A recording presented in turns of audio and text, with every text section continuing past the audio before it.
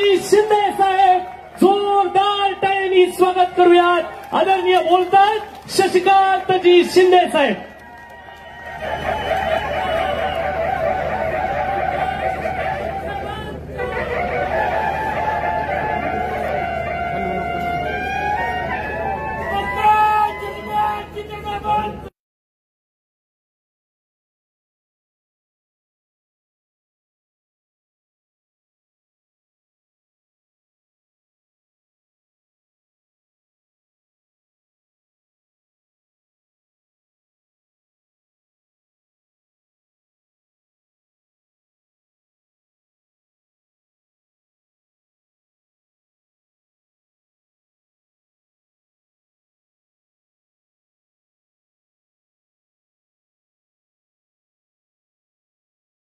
आपण मला आशीर्वाद द्यावा या विनंतीसाठी व्यासपीठावर उपस्थित असलेले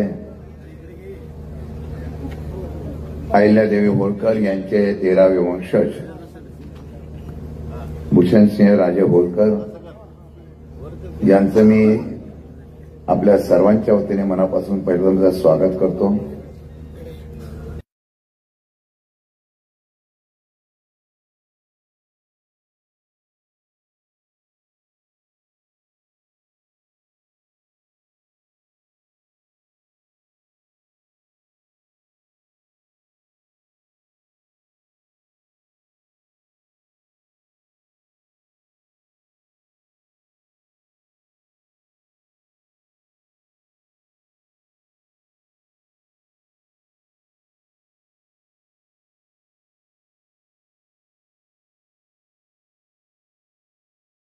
की मला येता येणार नाही। आपल्या सर्वांच्या वतीने मनापासून त्याचं कारणही तसंच होतं। महाराष्ट्रामध्ये महाविकास आघाडी यावी यासाठी आता ठराविक नेते महाराष्ट्र पिंजून काढताय आणि या महाराष्ट्राचा पिंजून काढत असताना विदर्भ मराठवाड्यामध्ये सुप्रियाताईंचा दौरा चालू आहे।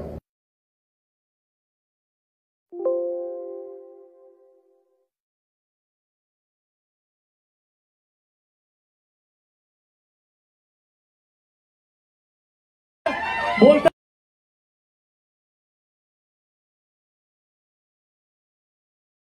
नाही मध्ये सुप्रियाताईंचा दौरा चालू आहे। त्याचं कारणही तसंच होतं। महाराष्ट्रामध्ये महाविकास आघाडी यावी यासाठी आता ठराविक नेते महाराष्ट्र पिंजून काढताय पिंजून काढत असताना या विदर्भ मराठवाड्यामध्ये सुप्रियाताईंचा दौरा झाला। आजच्या सभेला एक वैशिष्ट्य अजून एक आहे। माझा मित्र भाऊ किशोर नाना सागर असेल राजू असेल यांचे सर्व सहकारी आज व्यासपीठावर येऊन माझ्याबरोबर प्रवेश करून या ठिकाणी आपल्या सर्वांच्या बरोबर या ठिकाणी काम करण्यासाठी सज्ज झाले। खरं म्हटलं तर किशोर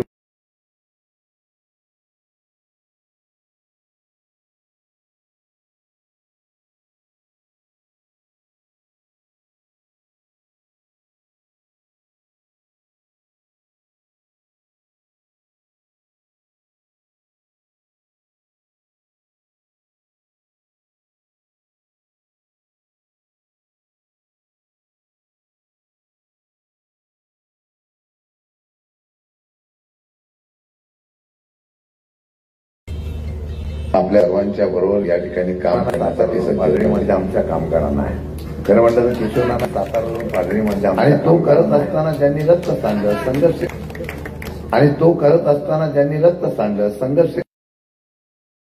केला त्या माझ्या सर्व सहकाऱ्यांच्या उपस्थितीमध्ये मला माहिती आहे पुढे आहे। जोपर्यंत त्यांचे आहे तोपर्यंत त्यांच्या कामगारांना मी काय करायचं काय नाही हा शब्द या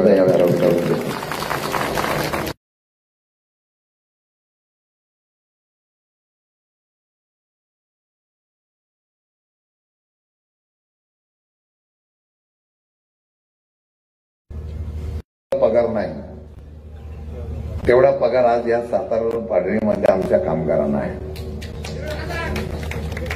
आणि तो करत असताना ज्यांनी रक्त सांडलं, संघर्ष केला, त्या माझ्या सर्व सहकाऱ्यांच्या उपस्थितीमध्ये मला माहिती आहे आता कंपनी थोडी अडचणीत आहे, पण जोपर्यंत शशिकांत शिंदे आहे तोपर्यंत कंपनीच्या कामगारांना कुठली काळजी करायची गरज नाही, हा शब्द या व्यासपीठावरून देतो. भले त्यातलं काही लोकांनी माझा प्रचार नाही, भले त्यातले काही लोकांनी माझा प्रचार नाही केला तरी त्याचा प्रचार नाही. काय काय लोकांची मजा असते, घाम घालायचं आम्ही आणि जेवायचं दुसरीकडे असं. पण या पाटणीमध्ये एक वैशिष्ट्य आहे, आज या सभेचं अजून एक दुसरं वैशिष्ट्य आहे, योगायोग आहे की परवाच्या दिवशी महाराष्ट्राच्या नेत्या आणि या पाडवी गावच्या कन्या माजी महसूल मंत्री शालीनताईंनी मला पाठिंबा दिला आणि शालीनताईंनी पाठिंबा मिळाला यांच्यावर मी त्याबद्दल मी त्यांचं मनात आभार व्यक्त करतो. पण बरेच दिवशी तशी त्यांच्याकडे कधी गेलो नव्हतो. मी आदर करतो प्रकाश, माझा नेता, माझा पक्ष, यांच्यावर मी ठाम. प्रकाश भाऊंनी सांगितलं आरोप पण बरेच आहे, वयाचा फायदा करणारा त्यावेळेला तिकडे बातमी फिरली, कारखाना शशिकांत शिंदे गर्दीला करत नाही. मी कधी पक्षाच्या नेत्यांनी गैरफायदा करण्याचा प्रयत्न करणार नाही, की जे काय करायचं. मी कधी कारखान्यामध्ये हस्तक्षेप केला नाही, पण बदनाम जास्त मी झालो. पण ताईंनी मला त्या दिवशी बोलवलं आणि मला सांगितलं की तुम्हाला या ठिकाणी मला पाठिंबा द्यायचा आहे. मला दुसऱ्या दिवशी इथं स्टेटमेंट ऐकली.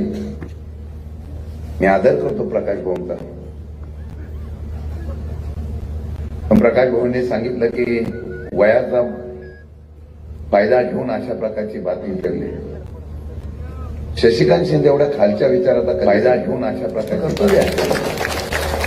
मी कधी शशिकांत शिंदे एवढ्या खालच्या विचाराचा फायदा घेऊन अशा प्रकारे जे काय करायचं माझ्या हिमतीवर करेन आणि त्या हिमतीवर 2019 जमा झाली. हा माझे असलेलं प्रेम आहे आणि माझं असलेलं कर्तृत्व आहे.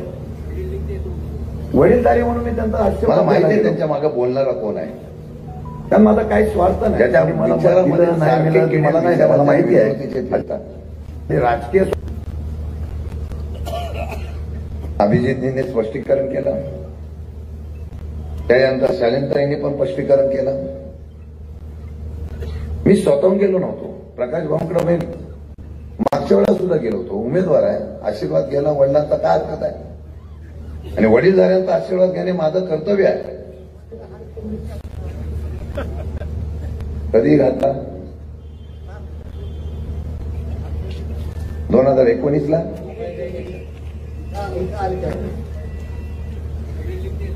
वडीलधारी म्हणून मी त्यांचा आशीर्वाद घ्यायला गेलो, कारण माझा काही स्वार्थ नाही. मला मंडळीला नाही मिळालं ते मला नाही, मला माहिती आहे. सगळी रोज स्वार्थापाठी कुठलाही निर्णय घेतले. आता यांना कोण घेणार नाही, कारण हे एवढी आहे, कारण या घराला एक दबदबा आहे, वजन आहे.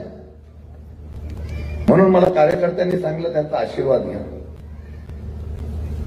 त्या आशीर्वाद घेतल्यामुळे त्यांना दुःख झालं असेल तर मी त्यांची माफी मागतो. आणि प्रामाणिकपणाने सांगतो, एका ज्येष्ठ नेत्याने मला 10 वर्षानंतर आशीर्वाद दिला, तिथं शशिकांत शिंदेचा विजय निश्चित आहे, याचा उल्लेख करतो.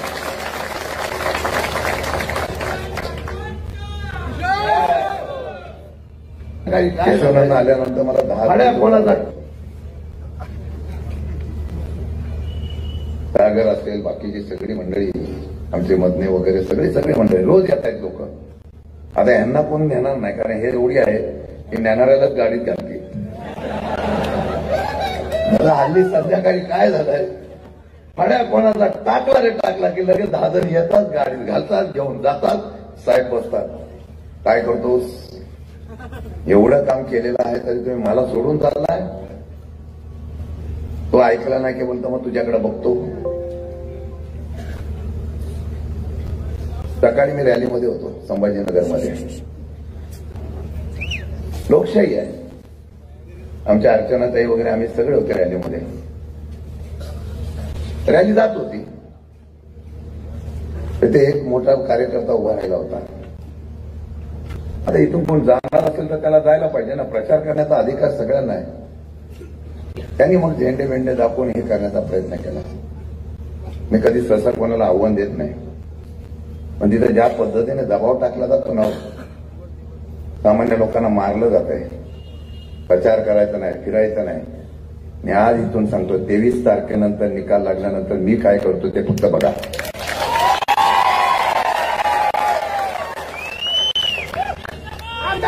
मी कधी वाईट कोणाचं करत नाही,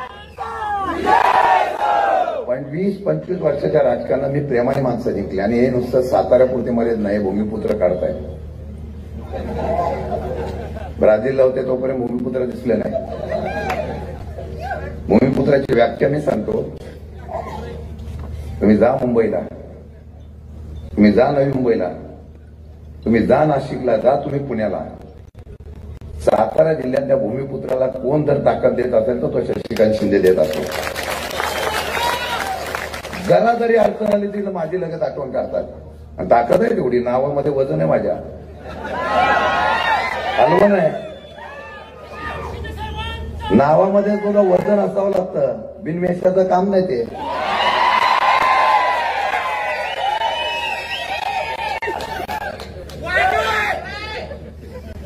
त्या हल्ली 25 पोरं घेऊन आता येऊन मुक्काम केलाय कोणत्या तरी हॉटेलला. 25 वर्षामध्ये कधी सांगावं, 10 वर्षामध्ये एका माणसाने सांगावं, माझ्या विरोधकांनी पण सांगावं, कधी देवाची शपथ घेऊन सांगतो, कधी मी कोणावर दादागिरी केली नाही, कधी रुबाब दाखवला नाही. काय चाललंय इथं बसलेले 75% लोक दबावाखाली आहेत. या कोरेगावमध्ये अशी परिस्थिती होती. या पाडळीमध्ये सुद्धा फारक्यांचं वजन आहे हो. कोरेगावमध्ये बर्ग्यांचं वजन आहे, कुमट्यामध्ये जगदाळ्यांचं वजन आहे. गावामध्ये तशा प्रकारचे दर्जेदार लोक गावामध्ये असताना या गावामध्ये असलेला एक माणूस येतो आणि अख्खं गाव वेटीला धरतो, अख्खं गाव वेटीला धरतो. इथले 2-3 लोक आहेत आणि कोणाला करता, गरीब माणसाला. माझ्याकडे इकडची पण लोक काही आले आणि सांगितलं, साहेब असं असं चाललंय, आम्हाला जबरदस्ती घेऊन गेले, पण आम्ही तुमच्याबरोबर आहे. वाईट वाटतो. एवढा अहमपणा, एवढा गर्व आणि सत्तेचा माज कधी नसावा. ही जनता आहे, जेव्हा जनता उठाव करते ना तर भल्लाबाल्यांची सत्ता सुद्धा गाडून टाकते. एवढी ताकद आहे जनतेमध्ये.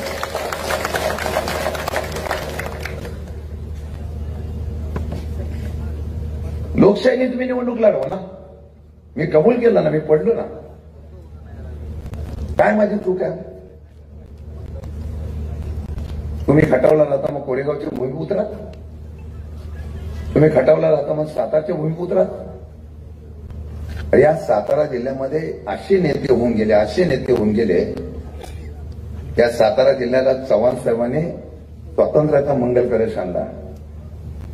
मी आज प्रामाणिकपणे सांगतो, ताईंचा व्हिडिओ कोणीतरी बघा, मी ताईंचं समर्थन करत नाही. त्यांच्या डोळ्यातून पाणी आलं की माझ्याकडे एक चूक झाली शरद पवारच्यावर मी बोलले. हे कोणाचंच बघ आहे, शालीनताईंचं आहे. आणि त्या शरद पवार ज्या महाराष्ट्रातले बगल बच्चे भाजपने जे ठेवलेले आहेत काही लोकांना बोलायला, सरळ सरळ म्हणता महाराष्ट्राचा चेहरा तुमच्या चेहऱ्यासारखा करायचा काय? अरे या महाराष्ट्राला असे काही व्यक्तिमत्व या सातारा जिल्ह्यातून दिलं यांनी आजही महाराष्ट्र त्याचा स्वाभिमानाने उल्लेख करतो. शशिकांत शिंदे नाममात्र आहे. ही जनता आहे ना, ही शरद पवारच्या प्रेमाखाली इथं उभी राहिलेली आहे. आणि अशा या ठिकाणी ज्या माणसाने यमाला सुद्धा थांबवला, ज्या माणसाने कॅन्सर सारख्या रोगाला सुद्धा थांबवलं, 1 वर्ष माणूस जगत नाही, 12 वर्ष हा माणूस जनतेच्या हिताचा आत्मविश्वासावर उभा राहतो, त्या शरद पवार तुम्ही बोलता. पायाच्या खुब्याचं ज्या ठिकाणी ऑपरेशन झाल्यानंतर आजच्या घडीला 42 सभा घेतो, तो नाव आहे त्याचं शरद पवार. त्या शरद पवारच्या मी निष्ठावंत कार्यकर्ते आहे. काय माझी चुकी आहे? मागच्या वेळेला पडलो,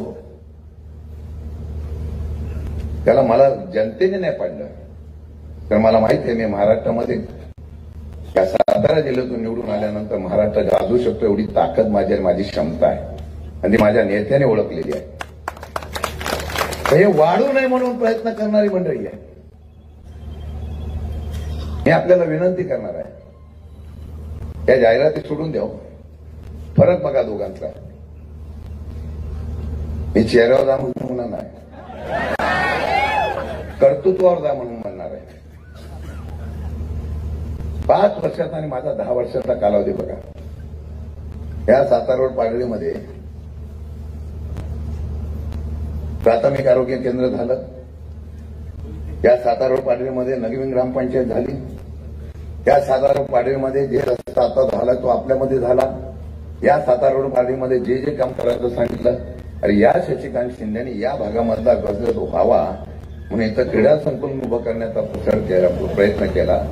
इतका खोटं बोलतो. क्रीडा संकुलन फक्त मी मंजूर केलं, सातारा पाडळीवर काढला आणि दुसरीकडे नेण्याचा प्रयत्न केला, तिथे सुद्धा केला नाही. एवढी बारीक संकुचित वृत्ती असलेला सातारा रोडला एक क्रीडा संकुलन मुकलं, नाहीतर इथे चांगले खेळाडू उभे राहिले असते. अशा प्रकारचा प्रयत्न या ठिकाणी आपण करणार होतो. जास्त लांब नाही, स्मशानभूमीमध्ये जाणारा पूल मंजूर करत होतो. सरकारची मस्ती आहे यांना. सांगितलं अजिबात पूल मंजूर करायचा नाही, आजही तिथं पूल झाला नाही. किती विषय सांगू, खोटं तर इतका बोलतो, इतका खोटं बोलतात. मी बोलतो ना, बोललो दिवस घेतो, कारण मी काय एवढा खालच्या पातळीवर जात नाही अरे तुरे बोलणारा. एवढे खोटे बोलतात. कदाचित गिनीज बुक मध्ये नाव जर द्यायचं असेल खोटं बोलण्याचं, तर यांचं द्यावं.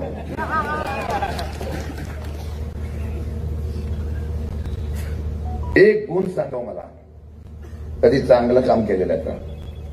माझ्या भागातला नाही, हा माझ्या विरुद्ध पार्टीतला आहे. तिथंच रस्ता होणार नाही. पुढे रस्ता, मागं रस्ता, तो पण सिमेंटचा, बाकी काय मागायचा नाही. अरे बिर्लाचे सिमेंटचे दर वाढले यांच्यामुळे. पार्टनरशिप टक्केवारी तर बोलायच नको. 2.5 वर्षामध्ये 9.5 लाख कोटी या सरकारने काढले, त्याचे 20% पकडले.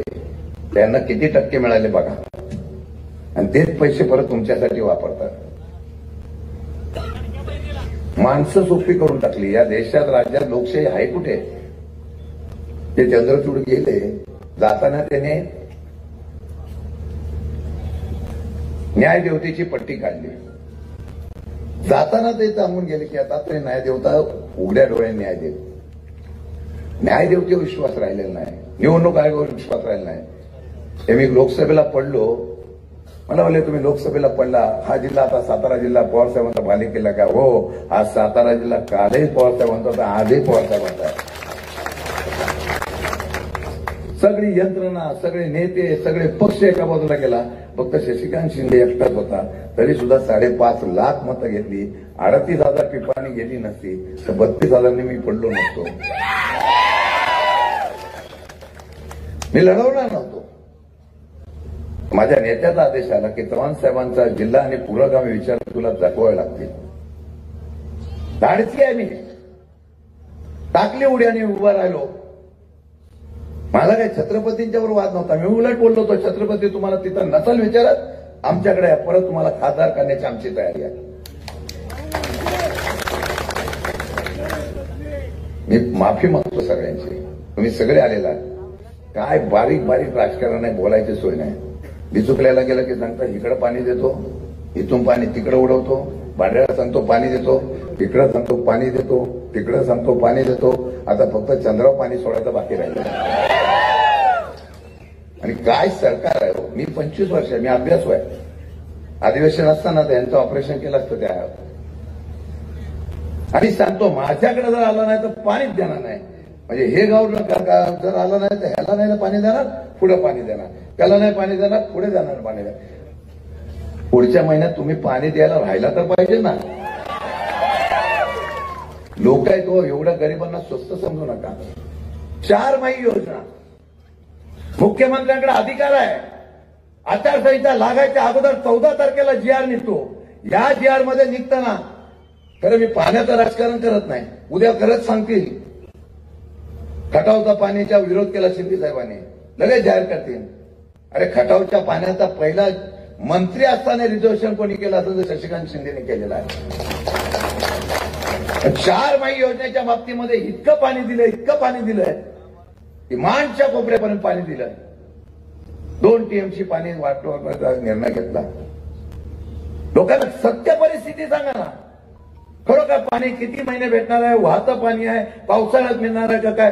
आमचे रणजितजी सारखे रोज फिरतायत तिथं, जागृती करतायत. मी नाही सांगितलं ते बोलतात हे नॅरेटिव्ह पसंत. नॅरेटिव्ह पण नवीन शब्द, इंग्लिश कोट्यामध्ये एवढे शब्द निघालेले आहेत की आपले आता इंग्लिश पाठ होईल. रस्त्याला पण अशी नावं देतात, अमेरिकन स्टाईल. ते सर्किट हाऊस बांधलंय 35 मॉल बांधला 35 कोटी. अख्ख्या महाराष्ट्रात कुठे मॉल नाही, पण कोरेगावला मॉल 35 कोटी. 17 कोटीला गेस्ट हाऊस. अहो एसटी स्टँड 5 कोटी. खाली दिनेश अप्पा बोले तुमचा फोटो दिसला की त्याचा पित्त खवळत आहे म्हणून तो पित्त खवळत म्हणून तो एसटी स्टँडच पाडला. खाली एसटी स्टँड, वरती वाचनालय आणि वरती भोजनालय. त्याला मी आनंद व्यक्त करेन. विकास कामाला आमचा विरोध नाही हो, पण खोटं बोलून राजकारण करण्याला आमचा विरोध आहे. ही जनता अशी झाली नाही. मला माहिती आहे पुढच्या 5 दिवसामध्ये पैशाचा नुसता वाटपाचा महापूर होणार आहे, तरी पण मी लढायला उभं राहिलो. मला माहिती आहे, मी अगदी दंडेश्वराच्या साक्षीने सांगतो, मी उभा राहिलो नसतो ना लोकसभेला, मी उभं राहिलो. मला माहिती आहे पवार साहेबांनी मला सांगितलं शशिकांत तू काळजी करू नको. अरे मला अभिमान आहे माझ्या नेत्याचा. निवडणुकीला लढल्यानंतर माझा नेता बोला तू काही काळजी करू नको, तुझ्या राजकारणाची पुढची दिशा मी ठरवेल हे सांगणारा माझा नेता होता. आणि देवा शपथ खरी सांगतो, मी 2032 पर्यंत आमदार होऊ शकलो असतो.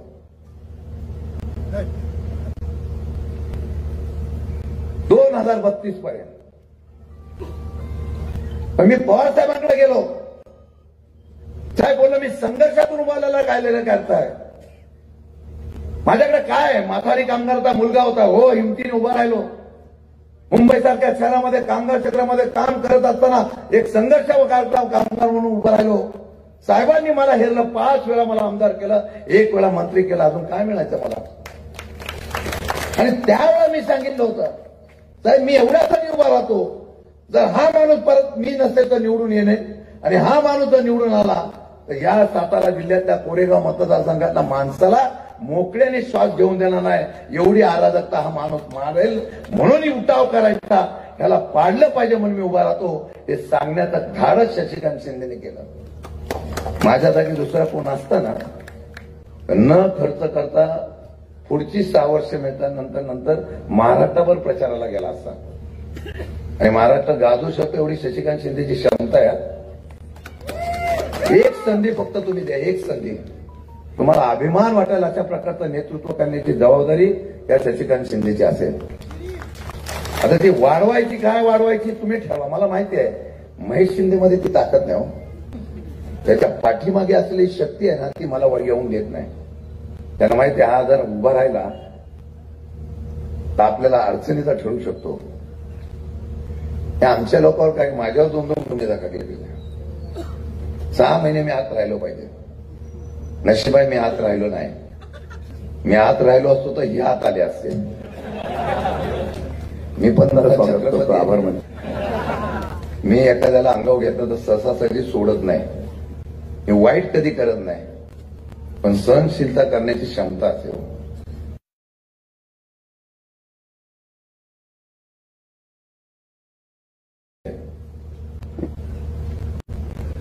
मनापासून तुमचं स्वागत करतो, आभार व्यक्त करतो. त्यांनी 1,500 दिले, आम्ही तुम्हाला 3,000 देणार आहोत. पण सगळ्यात मी सांगतो सभेला जातो तेव्हा माझ्या महिला भगिनी काय म्हणतात माहिती का, काही करा पण ते महिला सुरक्षेच्या बाबतीत बोला. त्याचा कायदा बनवत होते, शक्ती कायदा. मी त्या कमिटीवर होतो. ताई आम्ही एवढा कायदा टाईट करावा अशा प्रकारची विनंती केली होती ना. जो कायदा पुढे पुढे पुढे गेला तो केंद्राला पास करायचा असतो. महाराष्ट्राच्या राजकारणामध्ये पहिली वेळ अशी आली की शेतकऱ्यांच्या बाबतीत मला निर्णय नाही, बेरोजगार तरुणांच्या बाबतीमध्ये निर्णय नाही. आम्हाला फक्त आता इतर राज्यामध्ये निवडून येण्याचा फंडा काय, तर योजना. या योजना दिल्यानंतर आपण महाराष्ट्रात जिंकू शकतो. ही नवीन प्रथा या महाराष्ट्रामध्ये पडली. ज्या महाराष्ट्राचा आदर्श विकासाचा म्हणून इतर राज्य घेत होती त्या महाराष्ट्रामध्ये आता वेगळ्या प्रकारची प्रथा सुरू झालेली आहे. आणि म्हणून मी तुम्हाला एवढ्या मोठ्या संख्येने तुम्ही आला. मला माहिती आहे हा बदल आहे आणि हा बदलाचा क्रांती करणारा बदल आहे. 4 दिवस तुम्हाला ज्या वेळा अशा प्रकारचे आमिष देतील मी तुम्ही धंदे करताय आणि एवढं कमी पडलं तर काय, प्रत्येक जाती धर्माला त्यांच्या असलेल्या व्यवसायाप्रमाणे त्या ठिकाणी आमिष दाखवण्याचा प्रयत्न करतील. आपल्या मतदारसंघामध्ये फक्त एकच काम आता राहिलेलं आहे, आमिष दाखवायचं. स्मशानात जाणाऱ्या माणसाला फक्त आता आमिष दाखवायचं बाकी राहिलेलं आहे. काय चाललंय इथं? शंकररावांनी नेतृत्व केलं, शैलेंद्रताईंनी नेतृत्व केलं, बर्गेसाहेबांनी नेतृत्व केलं, अनेक लोकांनी नेतृत्व केलं आणि दर्जेदार कार्यकर्ते इथे आहेत, दर्जेदार लोक आहेत. संस्कृती बिघडून टाकली, विचार बिघडून टाकले. आम्हाला सांगता तुम्ही सरळ सरळ खोटं बोलता. सांगा कोणाला साप दारू पाचली. निर्णय तुमचा आहे. तुम्ही तर अख्ख्या राज्यामधल्या निर्णय तुमचा आहे, पण तुम्हाला प्रामाणिकपणाने सांगतो ते करताय. दारूला या निर्णयाची अंमलबजावणी करताना माझ्यावर जेव्हा ठीक आहे कार्यकर्ते असेच्यावर टीका झाली, तुम्ही नेत्याला माझ्या बोलता तर त्यांना मी गेलो नाही, जराची नाही मनाची जरा.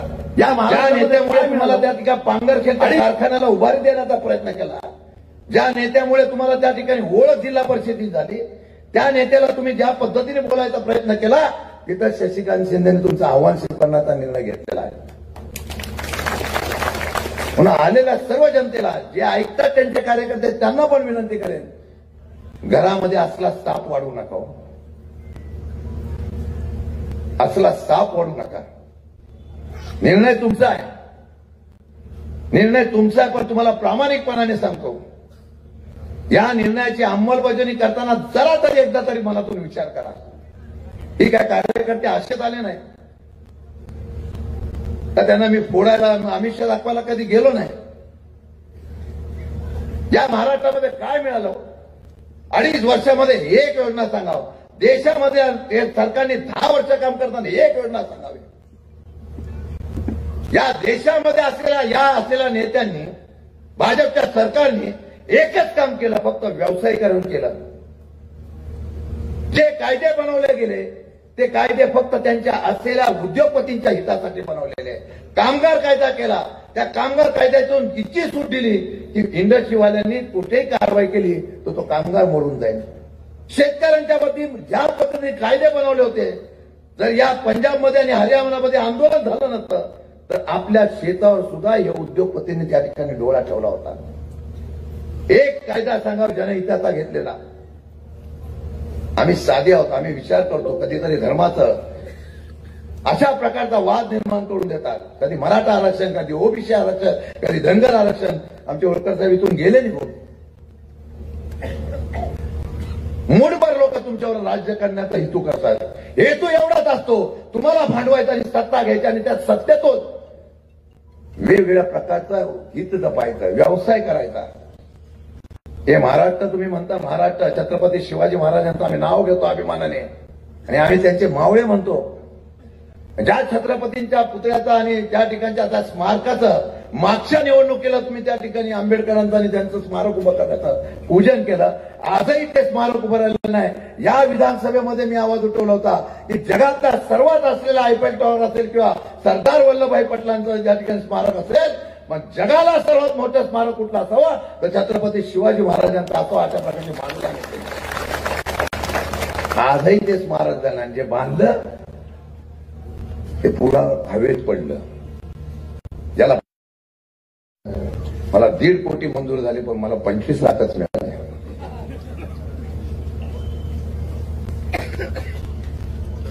आज या महाराष्ट्रातली मुंबई अंगावर 30-35 हजार मुंबईच्या मोक्याच्या जागेवर दिल्लीतल्या असलेल्या उद्योगपतींनी ठाण मांडायला सुरुवात केली, कारण त्यांना माहिती आहे विकास होईल. पण या विकासाच्या ऐवजी स्वाभिमान कुठेतरी आपला आहे का नाही? का एखाद्या गावातल्या थारक्यात बारक्या तरुणाला, एखाद्या महिला भगिनीला, कोणाला तरी महाराष्ट्र उभा करतो? अरे ज्या राज्यामध्ये सत्यशोधकाची चळवळ कुठून चालू केली असेल, या पाडळी चालू गावातल्या थारक्यात बारक्या तरुणाला, एखाद्या महिला भगिनीला, कोणाला तरी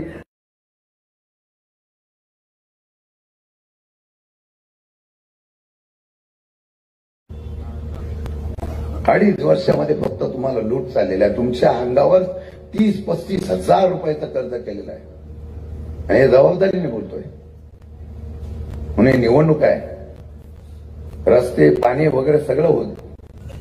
का एखाद्या गावातल्या थारक्यात बारक्या तरुणाला, नवीन लग्न कोणाला तरी 18 वर्षाची मुलं झालं की आपण नाव नोंदतो. अरे हे त्यातली प्रत्येक गावातली 20-25 फक्त विरोधातलीच रद्द करायची. ही कुठली लोकशाही? प्रशासनाच्या आणि आज तिकडे अधिकाऱ्यांना बोलवलं तेव्हा त्या अधिकाऱ्यांना कधी जाग आली नाही. कुठे गेला निवडणूक आयोग? आणि आमची मतदान करणारी मंडळी आहे, फक्त मतदानापर्यंत तो कार्डाचा उपयोग नसतो. मी भारताचा नागरिक आहे, माझी ओळख आहे, ती आयडेंटिफिकेशन असतो ते कार्ड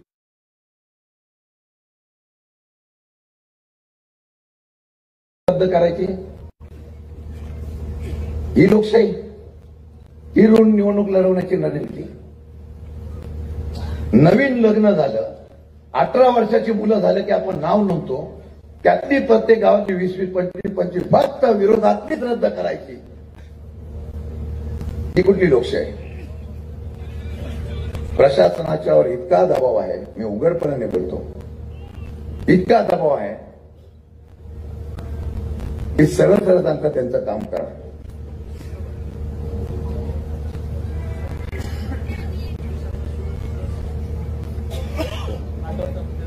काय मला 25 तारखेपर्यंत पोलिसांची मदत हवी आहे, त्यामुळे मी त्यांच्यावर काय बोलणार नाही. त्यांनी मला साथ द्यावी, नाहीतर हा 12 महिने असा बकासूर बसला तर त्यांना सुद्धा काम करणं अवघड आहे. मला वाटतं की कोरेगाव मतदारसंघाची बदलीचं ठिकाण फक्त गडचिरोलीच आहे. ज्याला त्याला बोलतो आणि अरे बोलतो जिल्हाधिकारी, IAS ऑफिसर असतो, त्या IAS ऑफिसरला बाजूला बसवतात आणि त्यांच्या खुर्चीवर जाऊन बसतो आणि त्याला अरे तुरे करतो. एवढी सत्तेची मस्ती, एवढी पैशाची गुरमी. म्हणून मी आपल्या सर्व जनता जनाला एक मला विनंती करणार आहे. 5 दिवस आहे, प्रचंड पैसा येणार आहे, कारण आता 2.5 वर्षामध्ये जो पैसा सरकारच्या माध्यमातून या महायुतीने काढलेला आहे तो सगळा तुमच्याकडे येणार आहे. पण प्रत्येकाने मनामध्ये ठाम निर्णय घेतलेला आहे. मी अगदी प्रामाणिकपणाने बोलतो, प्रत्येकाने मनामध्ये ठरवलेलं आहे. फार आतून सुप्त अशा प्रकारची लाट आहे. तो भीतीमुळे बोलत नाही, दडपशाहीमुळे बोलत नाही.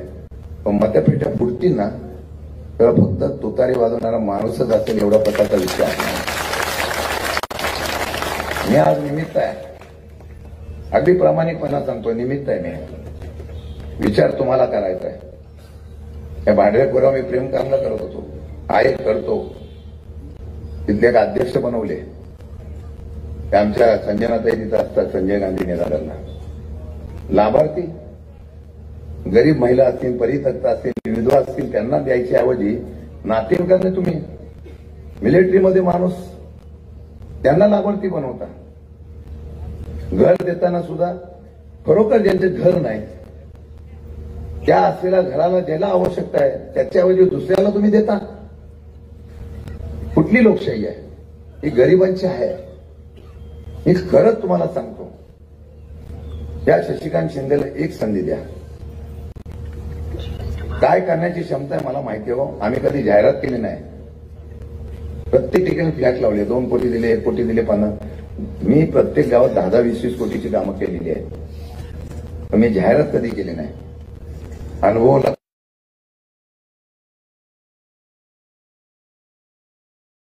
मगाशी उल्लेख झाला, त्या मेडिकल कॉलेज आणणारा शशिकांत शिंदे आहे. पण आज त्या मेडिकल कॉलेजमध्ये 100-200 पोरं लावायची झाली. खेळचे आमची कोण आहेत ते विचारा.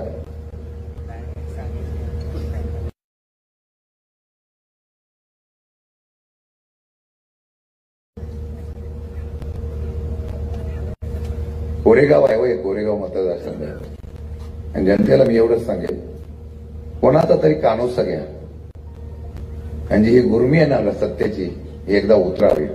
मला विश्वास आहे, फार आत्मविश्वास आहे. मला लोक म्हणतात काय होणार काय होणार, म्हणून नाही, चमत्कार होणार नाही. पण निर्णय लोकांनी घेतलेला आहे. आलेल्या सर्वांचं मी स्वागत करत असताना एवढंच सांगितलंय, अजून बरेच लोक येत आहेत. काही काही लोकांना अजून मी उघड केलं नाही. मला माहिती आहे उघड केल्यानंतर काय होईल. तुमच्याकडे आला की साधू, आमच्याकडे आला की चोर. तरुणांना विनंती करेन, 100% बदल करून दाखवेल मतदारसंघाचा, 100%. आणि महाराष्ट्र सुद्धा गाजवून दाखवेल. फक्त महाराष्ट्रामध्ये दाखवण्याची आणि संधी मला तुम्ही करून द्यावं. 5 वर्षाचा अनुभव आणि 20 वर्षाचा अनुभव घ्या. आणि मला खात्री आहे की मी आजचं जे पोटतिडकीने तुम्हाला आव्हान केलेलं आहे, इथं दाखवून देऊ महाराष्ट्राला. इथं पैसा चालत नाही, इथं माणुसकी चालते. आणि ती कोरेगावकरांनी उभी करावी. आलेल्या लोकांना विनंती करेन, घरी जाताना एक ठाम विषय करा की माझं आणि माझ्या घरच्यांचं मत चांगल्या विचारासाठी द्यायचं, आणि ते द्याल अशी अपेक्षा व्यक्त करतो. 16 तारखेला पवार साहेबांची सभा आहे दुपारी 3 वाजता. आणि मला माहिती आहे आमच्या माता भगिनीपासून फॉर्म भरताना फार लोक आले होते, स्वयंस्फूर्तीने आली होती. काही लोक म्हणाले बाहेरून आलेली होती. आता इथं आलेल्या सगळ्यांनी कोणीतरी सांगावं बाहेरचं आहे का. पण 16 तारखेला इतक्या ताकदीने या, 20 तारखेचा निकाल 16 तारखेला लावायचा, अशा प्रकारचा निर्णय आपण करूया. आपल्या सर्वांचा आभार मानतो, रजा घेतो. जय हिंद, जय महाराष्ट्र.